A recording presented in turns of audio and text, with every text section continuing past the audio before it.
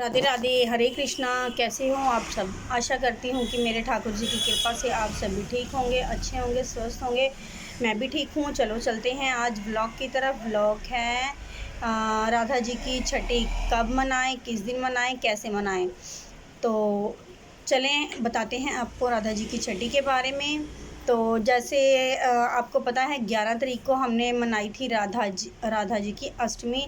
तो 16 तारीख को हम मनाएंगे राधा जी की छठी, है ना। तो जैसे हमने ठाकुर जी की जन्माष्टमी के बाद 6 दिन बाद छठी मनाई थी, ऐसे ही राधा के जन्म के बाद 6 दिन बाद छठी मनाई जाती है। कई लोग मतलब 5 दिन बाद छठी मनाते हैं, तो हम 6 दिन बाद मनाएंगे राधा जी की छठी। तो कहते हैं कि लड़कियों की छठी नहीं मनाई जाती। कई लोगों का सवाल होता है कि हमारे यहाँ लड़कियों की छठी नहीं मनाई जाती। वैसे तो मैं आपको एक बात बताऊं कि हमारे भी लड़कियों की छठी नहीं मनाई जाती थी। लड़कियों का जो बोलते हैं कि लड़कियों की छठी नहीं मनानी चाहिए, तो हम अपनी राधा रानी जी की जो छठी है वो ज़रूर मनाएंगे। जैसे अपने ठाकुर जी की मनाई थी धूमधाम से, वैसे ही हम राधा रानी की मनाएंगे। पता नहीं क्यों लोग लड़कियों और लड़कों में भेदभाव करते हैं। बहुत गलत बात है जो लड़के और लड़कियों में भेदभाव करते हैं, है ना। तो ऐसा नहीं करना चाहिए। तो राधा रानी की छठी जो है वो 16 तारीख की है। 16 तारीख जैसे आप मॉर्निंग में उठिए, स्नान आदि वगैरह कीजिए, और जैसे आप रेगुलर पूजा पाठ करते हो वैसे कीजिए। छठी का जो समय होता है शाम के समय होता है, सूरज ढलने से पहले, है ना। तो दोपहर से लेकर 5 बजे 6 बजे तक आप राधा रानी की जो छठी है वो मना सकते हैं। जैसे बोलते हैं कि सुबह भी, कई लोगों का सवाल होता है कि सुबह भी राधा रानी जी को पंचामृत से स्नान किया जाए। कर सकते हो तो करवा भी सकते हो, नहीं तो आप शाम को ही राधा जी को मतलब पंचामृत से स्नान करवाइए, साथ में ठाकुर जी को भी करवाइए। इस दिन पीले वस्त्र जरूर पहनाइए। पीले वस्त्र का बहुत ज़्यादा महत्व होता है। छठी के दिन पीले रंग के वस्त्र ही पहनाने चाहिए। इस दिन जो भोग है वो लगेगा कढ़ी चावल का।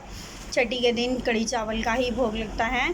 तो आप कढ़ी चावल के भोग के साथ अरबी की सब्ज़ी, खीर, तो मिठाई वगैरह कुछ भी हो, ऐसी चीज़ें मतलब कि उनकी छठी में मना सकते हो। राधा रानी को जो उपहार देना है आप कुछ भी दे सकते हो। जैसे उनका मनपसंद रंग नीला है, आपको पता है।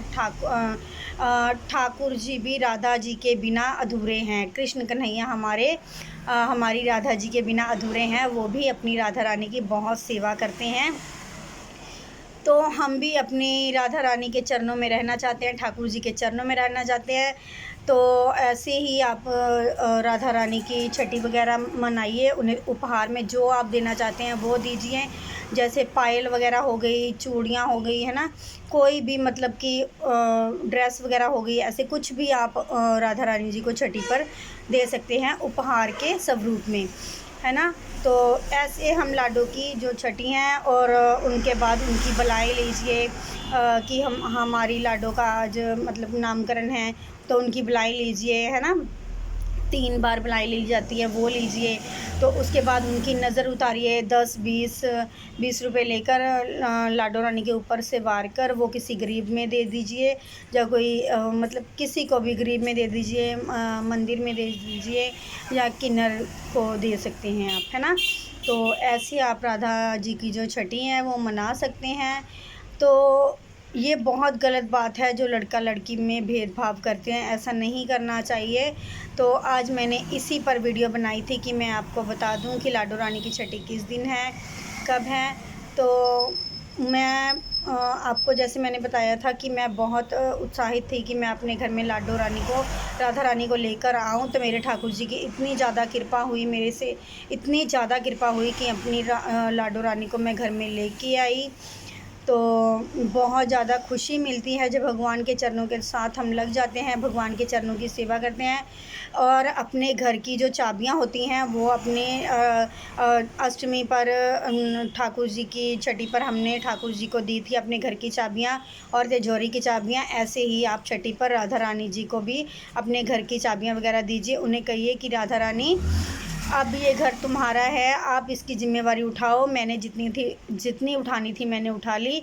आपने अच्छा करना है, बुरा करना है, जो भी करना है आप दोनों ने करना है।